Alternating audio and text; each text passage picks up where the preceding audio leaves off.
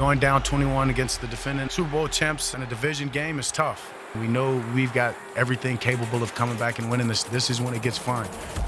Prescott runs to his left. Somersault to the goal line. Touchdown! Tie game with 11:40 to go. Definitely tell of two halves. We didn't play a complete game as a team.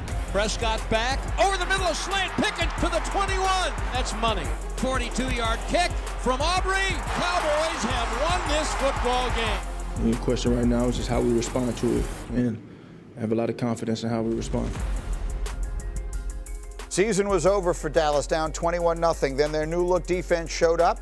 And look what the Eagles did on their final 8 drives. Just take a moment and absorb these numbers.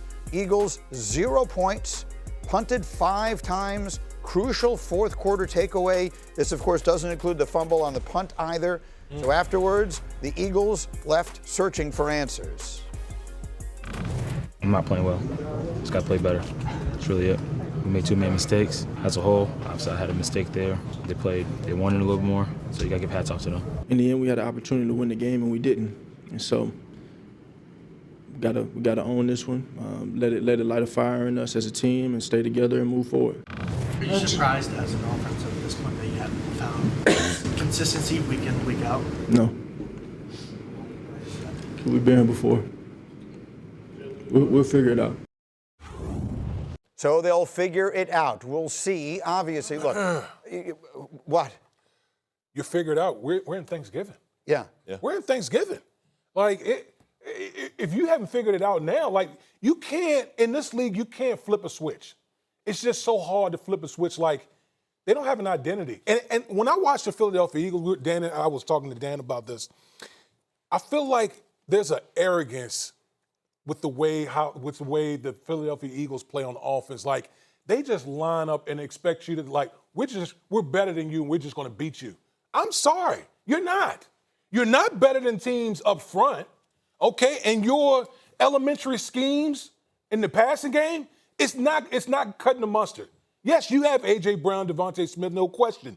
But that is not good enough when you're going up against these other teams. And then look across the field and what the Dallas Cowboys are doing offensively to get, George Pickens and CeeDee Lamb open. Like, you're seeing a coach in Brian Schottenheimer that is scheming guys open rather than, well, our guys are just better than your guys and we expect you to win. Well, I could surmise the Eagles' offensive issues this season in one play. If you go to the 3rd and 2 late in that football game, that's the reason this offense is what it is. Number one, do you see anybody moving? Yeah, we'll get to it right here. Do you see anybody moving? This is the play. Nope, stand still. How many guys are like 1 yard past the stick on a standstill route? There's nowhere to throw the ball to A.J. Brown. They allow A.J. Brown to get doubled by the linebacker. Devontae gets doubled by the safety. The only person that wins is like 13 yards downfield, and it's 5 seconds into the play. The offensive line is holding up. So I don't do anything from a formation standpoint to help my guys get open. I don't do anything from a route concept that doesn't force, hey, you're better than the other guy, go win one-on-one. And I give the quarterback really one option that is definitively downfield to my guy. A.J. Brown runs a 1 yard route. It's 3rd and 2. Why would we not get into maybe quarterback run? Why would we not get into a dual threat option? You ran quarterback run 4 times yesterday, went for like 8 yards a clip. Yeah. We stand still. It's Woody's describes it accurately. It's standstill arrogance, and that's what this offense has been for the majority of the season. As Dan was talking, you were laughing, Rex. Yeah. Because, look, I've had to stop a million offenses in my day, right? The one I want to do is the one that's stagnant, that comes out, lines up, says, all right, here we are. You better be damn good. Because there's no communication that's forced. It's ridiculous. But exactly. Why do you move? You mentioned there's no movement. Why do you move on offense? You move to gain an advantage, clearly, right? Here's the other thing you do. You paint a picture for your team, especially for your quarterback, right? You're painting a picture. What's the coverage? Is it man? Is it zone? What kind of zone? All right? And you create communication issues for that defense. Right.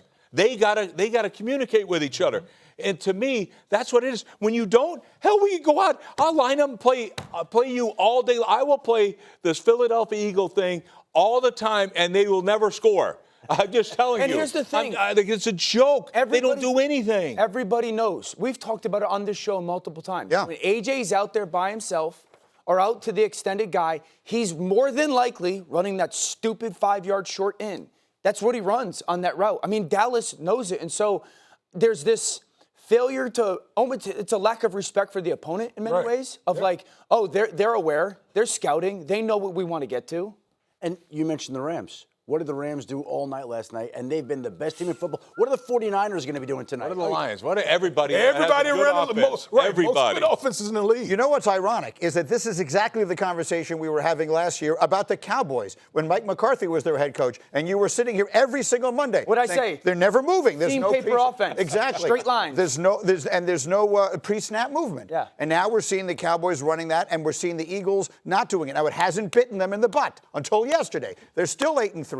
They're still in first place in the division. They're going to win the division. It seems almost impossible to imagine that they won't. They're still going to wind up going into the playoffs with a real chance to do things. But there is a reason we've been wondering whether or not this would all catch up to them. Yesterday, in a game they absolutely should win, it caught up to them. And here's my concern about Philly's offense when it comes to actually going to make the Super Bowl.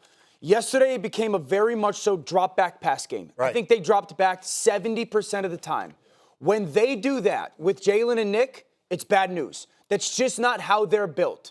I mentioned before, Saquon has as many negative runs as Ashton Genty. So the long-term prognosis is if we get into a pass game, schematically, are we good enough? That answer is no. Schematically, you're not good enough. And that's when Eagles fans get mad. I say, this offense is not good enough to win the Super Bowl. It's not. It has to evolve schematically. That's a real win, right? I mean, that was an incredible win. D. Wood, what's the first thing you said this morning? Can't overstate the magnitude of this win. You really can't. Here it is. You have the defending Super Bowl champions in your building. You're down 21-0, and you find a way to come back and win that game. Like, Rex, you talked about it in the first hour. Dallas Cowboys don't do this. No. They don't do this. Just like you said, they're usually a front-running team. They jump on you. They do all the celebrating. They do all that. But to show the type of character, the football character that the Dallas Cowboys showed yesterday to climb back. And it's not just one person. It wasn't just George Pickens. It wasn't just Dak Prescott. It was everyone. The defense played outstanding in the second half. Dak Prescott was outstanding. The way they blocked up front. It took a whole team effort to come back and win this game. And the game, when you win a game like this, it's like rocket fuel. It can literally propel you into a whole different space as a football team. Rex, you've been very critical of the Cowboys defense all year long, and with good reason. They were the last ranked defense in the league going into this game. And down 21-0, it couldn't have looked more bleak. But from that point forward, that defense actually rose up and played, I thought, pretty well. What did you see? No, absolutely did. And the addition of Quinnen Williams in particular has been, incredible for this unit. To me, now you're able to push the pocket. Look, they only had one sack. Yeah. But Dan Later's going to show, like, the one-on-ones. They were winning a lot of one-on-one battles. It was a big sack. It was that third down. That was it, the third down, the biggest play of the game. But then oftentimes they're getting pressure on the quarterback. And, yeah, they're not getting the sacks, but they're getting pressure, and he's throwing the ball before he wants to. So, look, that was much better. But it's all about their offense. Okay. To me, it's all about their offense. And, look, going against this Philadelphia Eagles, this isn't against Johnny Lump-like the Cincinnati Bengals, all right? This is against the Packers and Lions, all right? The Packers and Lions had averaged 16 points and 289 yards against the Eagles. Right. Dallas did yesterday, 24 points, 473 yards. Yeah. Against arguably, if not the best, certainly in the conversation, one of the best defenses in the league. That's how good this offense is. And, guys, it's so good. CeeDee Lamb's playing like garbage, to his standards. Wait till he's had 7 drops in 2 weeks. Wait till he comes back to coming back and playing like CeeDee Lamb. This team will be unstoppable. Yeah, so before we get into the difference of the defense, okay, because I agree the drops by CeeDee. I think we talked about George and how George Pickens 100% has become one of the best receivers in football. I think the two things when you watch that game from an offensive perspective, one, you got to give Schottenheimer credit. They're down 21-0. They did not chase points. They stayed balanced. They continued to run the football. That helped some of that play-action passing stuff. The throw of the game for me is in the second quarter right before the half. It's 2nd and 15. They're down 21 Nugget. It's 2nd and 15. Dak hits Ferguson on a 17-yard seam route in between 3 defenders that you shouldn't even try to throw the football. And he fits it in there absolutely perfect. If they don't make that throw, you're 3rd and 15. You're more than likely just kicking a field goal. Yep. You're not going to win that game.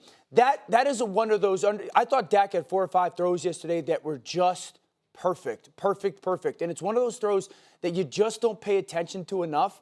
I thought the willingness to not chase the points and stay balanced was huge. And then you have to credit Dak. He made 5 throws that were just phenomenal. They stayed alive Sunday. They stayed alive in the season. Dak doesn't lose at home to NFC East teams. He hasn't lost a home game against a division foe since 2017.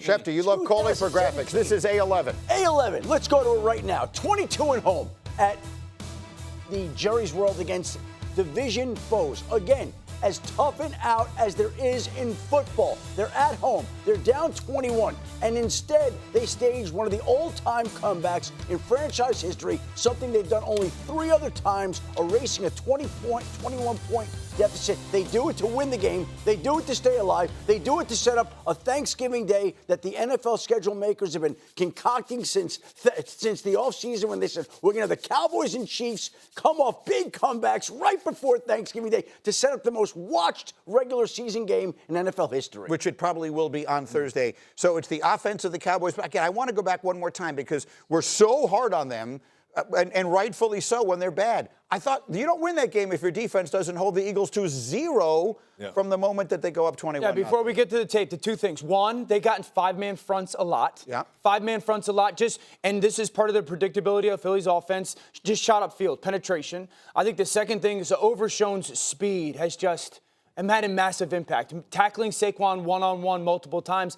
And then they're winning their one-on-one pass rushes that Rex was talking about. And there's not much that Jalen Hurts could have done. So you get this is 2nd and 7. I called it before Quinn Williams. This is Odigizua, I believe.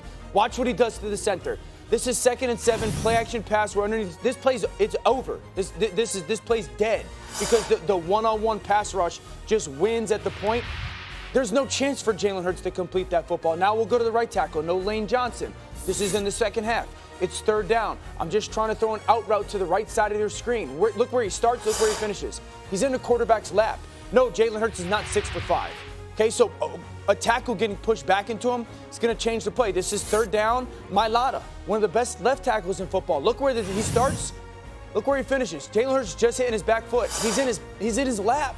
There's nothing that the quarterback can do. So I do think that the starting point of putting those 5 guys across the line of scrimmage on early downs, winning against the run, and then becoming that 3rd down pass rush unit that can have a couple different guys to win, it's the difference in the second half. Yeah, no, absolutely. And look, they don't have to be great with this offense. Just be average. Just be okay, even a little below average. Just be okay, and this team can ride. So we'll see. Again, this is a Super Bowl caliber offense. And just play, and again, they are much better. The last 2 weeks, when they made the trade, all right, they get Logan Wilson in there at linebacker, and then the Quinnen Williams is huge. Yeah. All right, it's made a difference. Then it gets kind of winnable. Home Vikings, they're struggling. Home Chargers, they're beat up. And then Commanders and Giants to finish the season. Cowboys get one of these next 2 games. You never know what might happen. Now, all of that said, Schefter here on Mondays is invaluable because we have breaking news. We just talked about the struggling New York Giants. Schefter, what have they done? They have fired their defensive coordinator, Shane Bowen, this morning. You've obviously seen, we showed you all the blown leads that they've had this year. Now, again, they've decided to make a change at the defensive coordinator spot. They have fired Shane Bowen, moved on from him. This comes the morning after the Las Vegas Raiders fire Chip Kelly. So literally in the span of less than 12 hours, we've seen 2 struggling teams fire 2 coordinators. The Raiders fired Chip Kelly last night. The Giants fire Shane Bowen this morning. The Giants blew that game yesterday, another 10-point lead. As we were saying, Rex, the Lions had them right where they wanted them when they were down 10. perfect position for the Detroit Lions to be in against the New York Giants team that has blown 5 double-digit leads this season. And the Giants, perhaps as no surprise, in the fourth quarters of games this season, they're last in the league in scoring defense. They're last in the league in total defense. They're 30th overall out of 32 teams in both of those categories, but last in fourth quarter scoring and total defense. Rex, was this a coordinator problem? I mean, oh, hell yeah. It was. No, absolutely. And it was a coordinator problem, but you hired him. Like, what are you thinking? You got this kind of talent. They're the second highest paid defense in the National Football League. Mm-hmm. What are you doing hiring this guy? Well, like, to me, and again, sometimes being a head coach, you're a hell of a guy. I'm going to hire you as coordinator. Sometimes you want to hire the best. And the reality of the situation is you go back, Brian Daboll was a lame duck coach and everybody knew it. Yeah. And so maybe people, that's true, candidates weren't lined up to take that job in the first place. One way or another, this Giant season cannot end soon enough because, as we said, their off season, I think there's going to be a lot of people very excited by them. Now, Chiefs might have saved their season yesterday, and they did it, frankly, in dominant fashion. In the fourth quarter and overtime, they outscored the Colts 14-0. They outgained the Colts 236-18. A huge storyline coming out of this game is the Colts had 4 drives with a chance to put this game away. They went 3 and out on all 4 of them. So let's do both sides of this. First and foremost, we've been waiting for the Chiefs to find a way to win one of these games, and they did it, Rex, exactly the way you said they needed to yesterday on Sunday NFL Countdown. They were balanced. They allowed Patrick Mahomes wins the game for them in the fourth quarter, no question. But they ran the ball yesterday the most and the best they have all year long. Yeah, absolutely. And it showed me that Andy Reid treated this like a playoff game. They had to have it. Andy Reid in playoffs all of a sudden becomes a run game guru. All right, why? He has to win. And in this thing, it shows me first down. All right, Kareem Hunt carried the ball 15 times on first down for 64 yards. All right, and what it does, it elevates your entire football team. Your defense benefits from it, and so does your offense.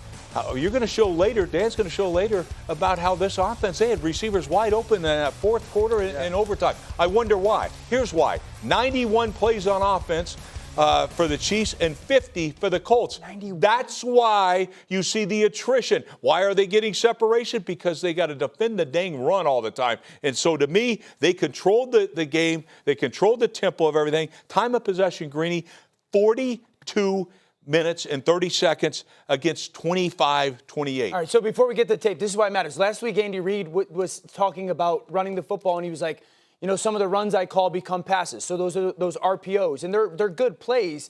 Yesterday, there was the clear directive of putting Patrick underneath the center and just calling the runs. There is no the option to throw it, and that's why, to your point, the mattering of it. I thought the game came down to early on patience from Patrick and the play calling, patience to run the ball and patience to get completions, and then precision late against man coverage. That's kind of where they've been struggling. The two-pointer is outstanding, okay? So watch Rice, who's going to be in the slot. You're going to get motion from the tight end, from middle of your screen, across, and then over. We're going to get man-to-man coverage, but the nickel and the safety are going to play in and out. They're going to pass it off. Rice goes down inside. The nickel passes him to the safety. Nickel, Kenny Moore waits for the back to come out of the backfield. That's outstanding. But Rice goes to the safety and then away. And Patrick sees it at the same time, 2-point conversion. That gets it to a 3-point game. This is fourth down, okay? Now, 4-by-1. We're setting the formation to the bottom of the screen. Motion, defender follows. What is it? Everybody at home should know. Man-to-man coverage. We're getting one-on-one. How do we want to beat man coverage? We want to get guys running horizontally away from people and create a little traffic. Back goes up to the top. That defender runs into Mooney Ward. Rice does a good job setting him. 4th and 3, shallow cross, run away from them, huge conversion. That's really the story of the game, is how many different times they got those crossing routes versus man coverage. So the patience allowed them to stay in the game, and then the precision won the game for them. On a day where Mahomes, at different times early in the game, was a little inaccurate, did not look like early himself. On. When they needed him late in that game, he came through in a huge way. The opposite of which was the story for the Colts. I asked the question leading into the game, are we going to find out more about Kansas City or more about Indianapolis in this game? What did we find out about the Colts yesterday? Yeah, listen, when it came down to it in the fourth quarter, Daniel Jones was in the back of a milk carton. And we know that the secret sauce behind the Colts offense It's Jonathan Taylor. We've been talking all season long how Jonathan Taylor is an MVP candidate, and rightfully so. Well, if we could put a B13, you'll see what we're talking about here. Because Jonathan Taylor, the split between home and away it's very apparent. Glaring. You're talking about plus 94 point differential at home, best in the NFL. Jonathan Taylor averages 137 yards per game at home. Look at it on the road. Only plus 18 point differential and 75 yards per game. That is stark. And what we saw, and Rex, you talked about in the first hour, what Steve Spagnuolo did as far as the defense, those run blitzes. They made it a point. Jonathan Taylor, you are not going to beat us today. We're going to make your quarterback, Daniel Jones, beat us, and he couldn't do it. And couldn't do it. Rex, that's going to leave the Daniel Jones doubters very loud this week. Our colleague Teddy Bruschi brings it up all the time. What are the right things to say about his performance yesterday? Well, again, I mean, inconsistent, because in the first half, he came in there, he was carving them up early. This team was in complete control, it seemed like, all right? And then all of a sudden had a major shift, all right, when Kansas City clearly took the game over. But again, this is a quarterback that, who would you rather face? I'd rather have Daniel Jones try to beat me than Taylor running it. So, yeah, did he have some bad throws? Of course he did. A lot of quarterbacks do. But what happens, sometimes you press. Once you get in there and all of a sudden you're not on the field, the other team's controlling the ball. And you know, Dan, as well as I do, all of a sudden now you finally get on the field after a 10-play, 12-play drive. Now all of a sudden you start pressing. I think that's what he did. How about Daniel Jones? This game was lost by the Colts in the second quarter with 1:50 on the clock. It's 3rd and 1. They're up 20-6, and they just take a shot downfield.